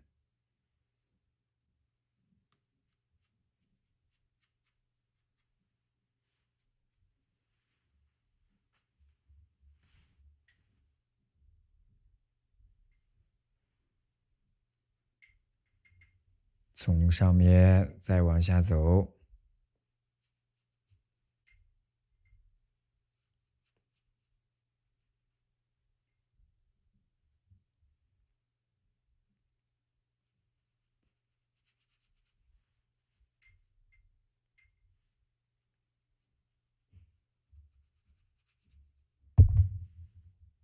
好，再从上往下，把这些顶部是吧？被光照的地方、亮的地方、留白的地方，我们都用这个赭石色。暗一点的地方呢，我们就用花青，甚至用点这个藤黄调和成的之绿去丰富。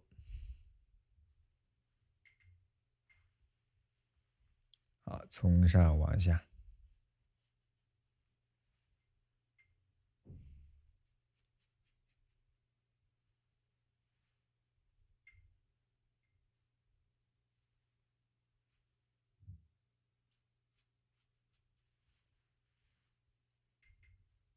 好，从上往下，我呢把这个头顶部这一块给它皴擦染出来。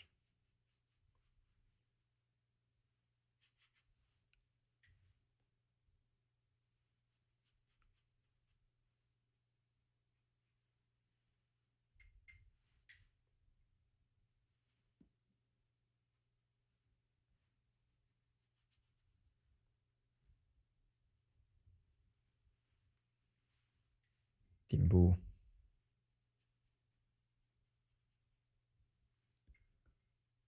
山顶，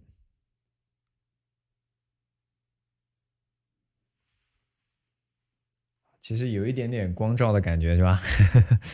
啊，强行解释。然后我们拿一点花青，加点藤黄，先用一点点花青把暗部染了，然后我们再来调和藤黄。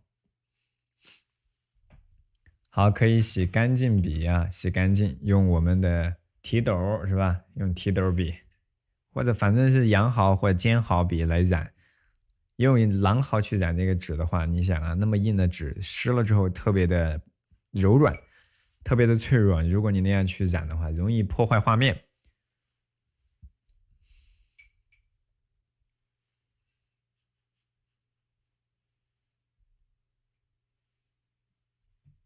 稍微的把这个底部这小面积的地方扫上一点花青，小面积的地方啊，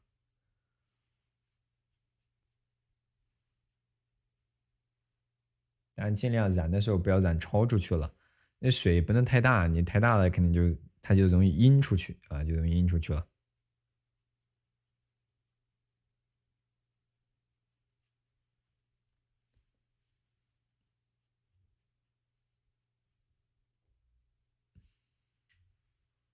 好，然后我们再来。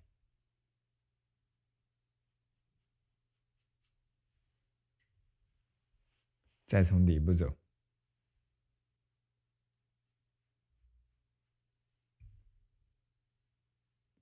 把咱的云雾是吧，也用我们的花青是吧带一带，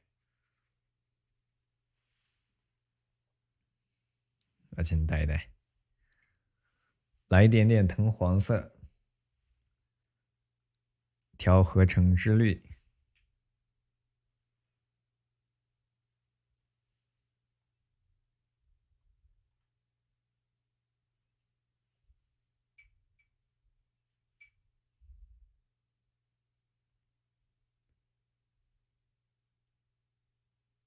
调和成之绿色，把咱的这个树是吧，勾勒轮廓的树是吧，留白的这个，好染出来，对吧？好，画面呢，它这种冷暖的关系协调起来呢，就更自然了。用咱们这种之绿，甚至于带点赭石色，都把咱们左下角是吧？甚至于带点淡墨，用点淡墨都可以给它带出来。好，这是左侧。好，右边等它干一点之后啊，其实我们都还可以再去染啊，都还可以再去染。用这种颜色是吧，把我们远山是不是带一点点云雾的感觉，带一点点云雾的感觉是吧，做出来了。然后把我们的这个用淡墨是吧，把云雾可以凸显的更明显一点点。用淡墨，也就把底部岩石底部或云雾的边缘稍微染的呢更明确，对比更强，对比更强。好，如果你怕自己给染不好，那你就少染一遍，是吧？少染一遍啊就可以了。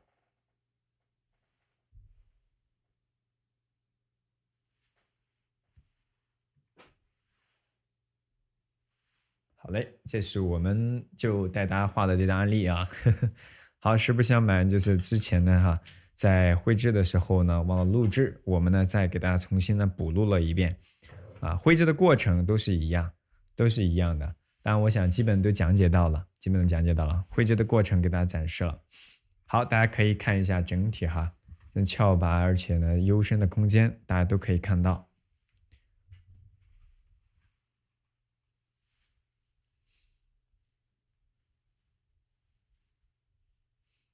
来退远一点点啊，退远，大家可以看到啊。好，那么跟着这个案例以及我们给大家示范的一个绘画的步骤，我们可以在课下方便的时候自己呢再单独的练一练，好不好？有什么问题呢？可以在群内艾特我，都是可以的。好嘞，好嘞。那么今天我们的这个绘制的过程呢，大致就先到这里了。给大家放首音乐吧，即便是补的，我们也给大家放首音乐，让大家呢尽量的学习的时候轻松一点，尤其是在末尾的时候，让我们欢乐一些，欢乐一些，好不好？好，给大家找一首歌。